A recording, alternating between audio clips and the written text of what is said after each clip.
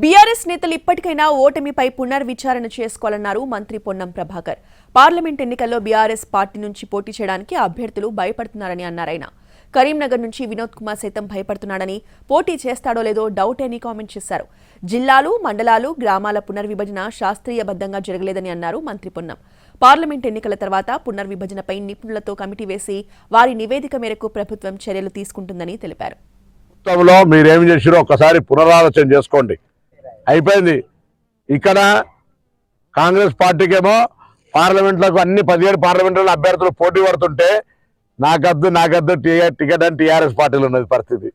ఇక్కడ వినోదరావు కూడా పోటీ చేస్తారో చెడు భయపడుతుండట. జిల్లాల పునర్విభజన, మండలాల పునర్విభజన, గ్రామాల పునర్విభజన వాటన్నిటికీ సంబంధించి పార్లమెంట్ ఎన్నికల తర్వాత శాస్త్రీయబద్ధంగా ఉండడానికి న్యాయ నిపుణులతోటి లేదా పంచాయతీరాజ్ నిపుణులతోటి జడ్జికు సిట్టింగ్గా రిటైర్డ్ జడ్జిలతో ఒక కమిటీ వేసి ప్రజల ఆకాంక్షలకు అనుగుణంగా పునర్విభజనకు సంబంధించిన ఏర్పాట్లు చర్యలు తీసుకోబడతాయి అనేటువంటి మాట ఈ సందర్భంగా ప్రభుత్వ నిర్ణయం ఇది.